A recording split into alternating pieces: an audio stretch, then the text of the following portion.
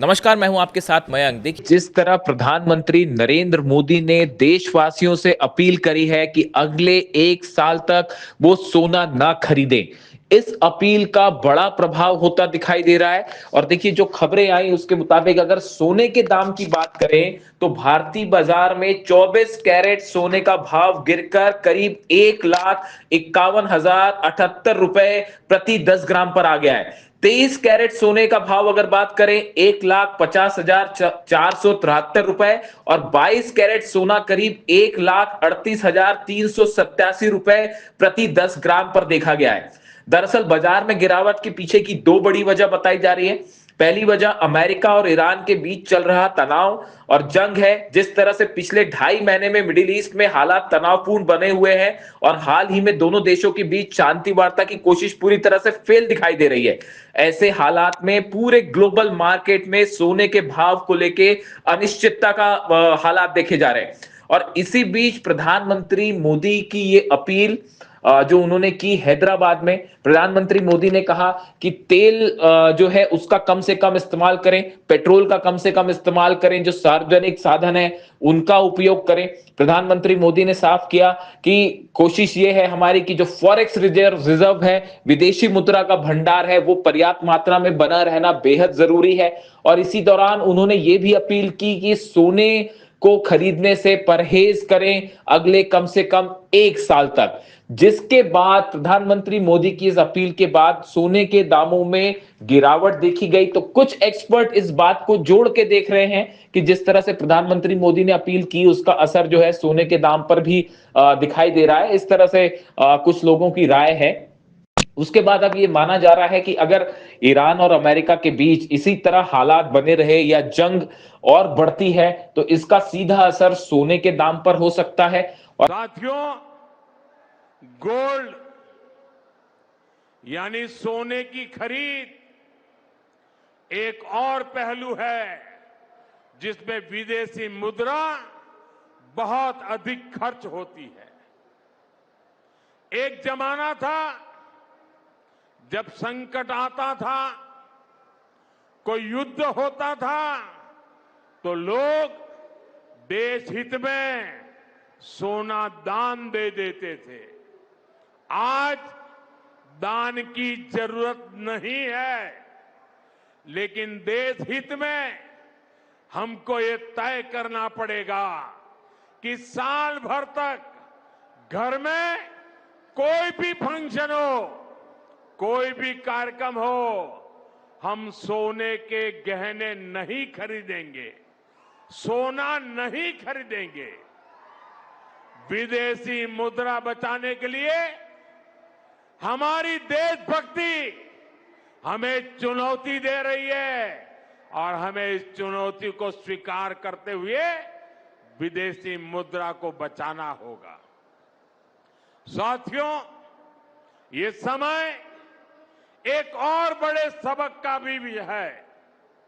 एक समय था जब हम कॉपर एक्सपोर्ट करते थे, लेकिन आज भारत के सामने स्थिति ऐसी बन गई कि अब हमें कॉपर को भी इंपोर्ट करना पड़ता है। हमारे देश में हड़तालें करवाकर कॉपर प्लांट्स को ठप करवा दिया गया और अब हालत ये हो गई कि हमें कॉपर बाहर से मंगाना पड़ता है और उसमें विदेशी मुद्रा खर्च होती है। इसलिए मैं ऐसे सभी श्रमिक समूह मजदूर संगठनों से भी कहूंगा कि हमें ऐसी बातों का जरूर ध्यान रखना चाहिए। भारत को आत्मनिर्भर बनने से जो भी कदम रोकते हैं उनमें हमें दूरी बनानी होगी और जो लोग ऐसी साजिशों में जुटे हैं उन पर भी कड़ी नजर रखनी होगी। मैं देश की अदालतों से भी आग्रह करूंगा कि ऐसी स्थिति आने पर देश हित में हमें कोई ना कोई रास्ता निकालने की तरफ बढ़ना चाहिए। साथियों, ऐसे ही खाने के तेल का भी है। इसके आयात के लिए भी बहुत बड़ी मात्रा में हमें विदेशी मुद्रा खर्च करनी पड़ती है।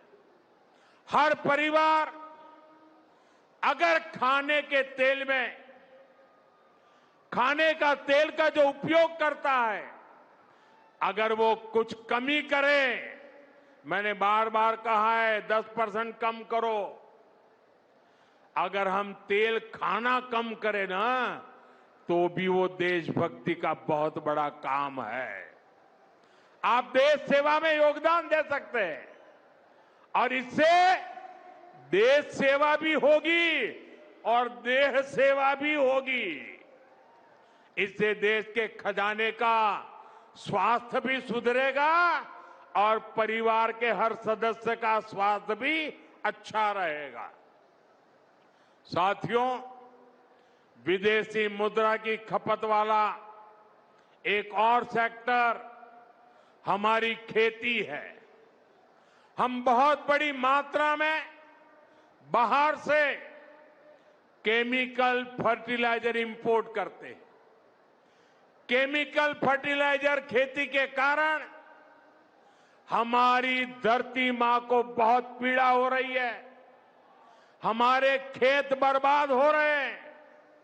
अगर आज हम अपने खेत को नहीं बचाएंगे तो भविष्य में फसलों पर भी खतरा आ जाएगा। इसलिए बहुत जरूरी है कि हम केमिकल फर्टिलाइजर की खपत 25%, 30%, 40%, 50% उसको घटाए, आधी कर दें और हम उसके साथ साथ नेचुरल फार्मिंग की तरफ बढ़े। हम फर्टिलाइजर का उपयोग कम करके विदेशी मुद्रा भी बचा सकते हैं और साथ साथ अपने खेत को बचा सकते हैं, हमारी ये धरती मां को बचा सकते हैं। और यह हमें करना ही होगा। आज वैश्विक संकटों से जो चुनौतियां आई है, हमें उन चुनौतियों को परास्त करना होगा। साथियों, भारत सरकार खेतों में डीजल पंप की जगह सोलर पंप की योजना चला रही है। हम खेतों में डीजल पंप की जगह सोलर पंप का उपयोग करने का जोर देना होगा।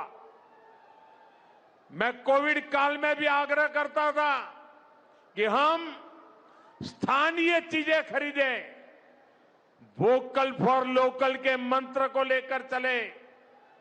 हम मेड इन इंडिया चीजें खरीदकर भी विदेशी मुद्रा बचा सकते हैं और हमारे देश में स्थानीय उत्पादन की कोई कमी नहीं है।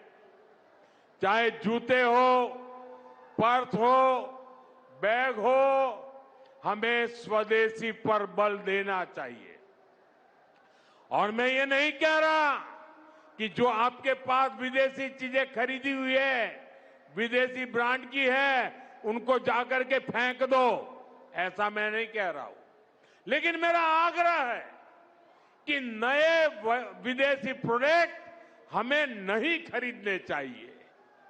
और वाकई हमें कई बार अंदाजा तक नहीं होता कि रोजमर्रा की कितनी सारी चीजें विदेशी है जो हम ऐसे ही यूज कर रहे हैं। और साथियों, जब मैं बात स्वदेशी की करता हूं तो लोगों को लगता है कि दिवाली के दिए खरीदो मतलब स्वदेशी हो गया। ये तो भ्रम फैलाने वाली बातें हैं। इससे सफलता नहीं मिलती है। हमें घर के उपयोग में आने वाले सामान की लिस्ट बनानी है।